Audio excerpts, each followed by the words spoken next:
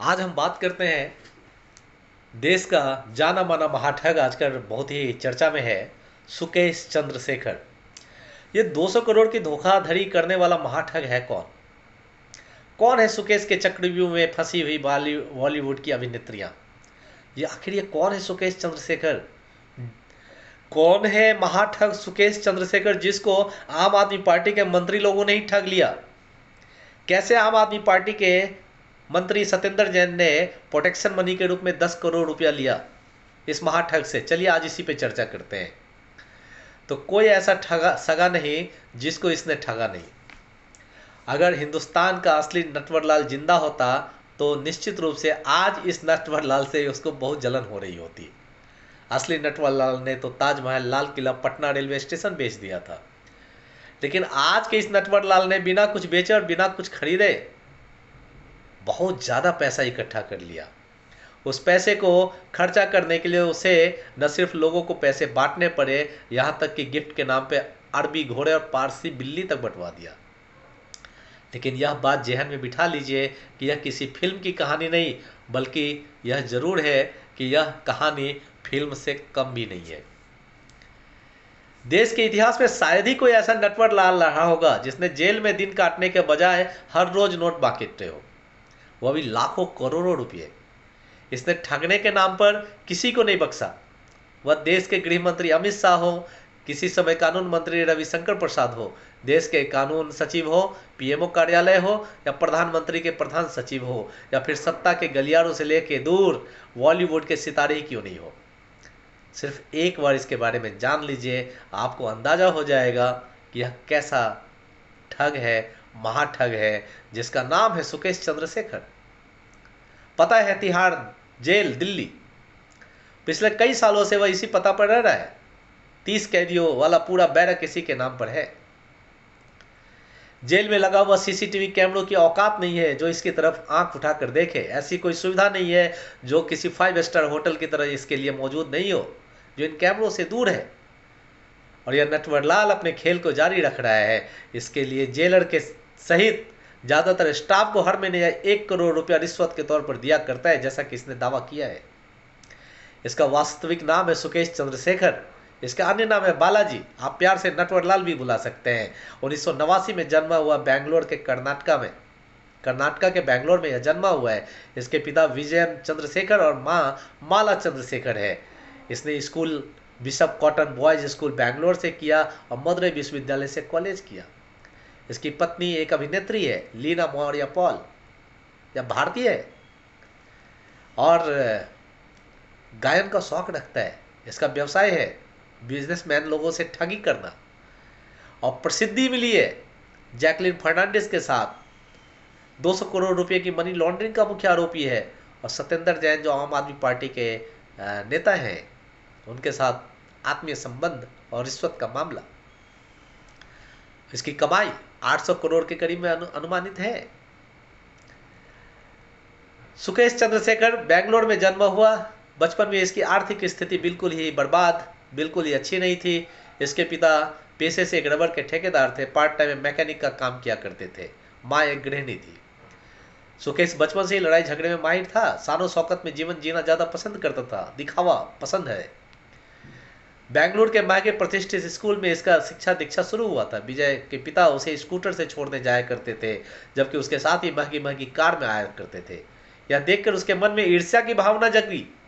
उसको बराबरी करने के लिए वह गलत रास्ता अपनाना शुरू कर दिया। 17 वर्ष की आयु में वह अपराध की दुनिया में आ गया। सुकेश चंद्रशेखर को अपराध जगत में बालाजी के नाम से जाना जाता है। उसने बहुत सारे लोगों को नौकरी का झांसा देकर ठगा। 2006 में सुकेश ने नाबालिग होते हुए भी अपनी पहली ठगी को अंजाम दिया। उसने कर्नाटक पुलिस के फर्जी हस्ताक्षर से एक लेटर पर सिग्नेचर किया, जिस लेटर पर लिखा हुआ था कि सुकेश को कर्नाटका में कहीं भी कार व बाइक चलाने की इजाज़त दी जाती है। तो सुकेश को पहली बार बेंगलुरु डेवलपमेंट अथॉरिटी में एक घोटाले को लेकर गिरफ्तार किया गया था। वह राजनेताओं को अपना रिश्तेदार बताकर उन्हें ठगी का शिकार बना लिया करता था। 2016 तक आते आते सुकेश देश भर के कई लोगों को कई सौ करोड़ का चूना लगा चुका था। और 27 साल तक आते आते सुकेश चंद्रशेखर की गिनती देश के बड़े बड़े चालबाजों में से होने लगी थी। सुकेश चंद्रशेखर और लीना मारिया, ये दोनों ने पिछले साल भर, कई सालों में देश भर में कई लोगों को कई सौ करोड़ का चूना लगा दिया था, जिसमें कुछ राष्ट्रीय बैंक भी शामिल है। ये दोनों लाल बत्ती, महंगी कारों में बिजनेसमैन से लेकर सरकारी अफसरों से मिलते थे। इस दौरान लीना मारिया का इस्तेमाल यह बेबी डॉल के रूप में करता था। 2011 में मारिया दुबई से पढ़ाई पूरी करके मॉडलिंग की दुनिया में किस्मत आजमाने मुंबई आई थी, जहां सुकेश से उसकी मुलाकात हुई थी। महंगी गाड़ियों में घूमना, 5 स्टार रहन सहन दोनों को करीब ले आया, और सुकेश मारिया को कुछ मॉडलिंग के असाइनमेंट दिलाए। फिर मारिया को चेन्नई ले गया। चेन्नई में सुकेश ने अपनी मदद से मारिया को हीरोइन का लीड रोल दिलाने लगा, और वह देखते देखते टॉलीवुड की मशहूर अभिनेत्री होने लगी। बाद में मारिया को पता चला कि सुकेश की सारी कमाई तो धोखाधड़ी है। अंग्रेजी फर्राटेदार अंग्रेजी बोलने वाला सुकेश खुद को कभी आईएएस ऑफिसर बताकर नए नए प्रोजेक्ट पास करा लेता था, बिजनेसमैन से पैसे ले लेता था।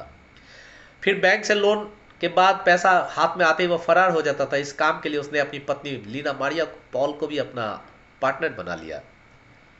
कहते हैं चेन्नई में सुकेश और मारिया ने मिलकर सैकड़ों लोगों को करोड़ों रुपए का चूना लगाया।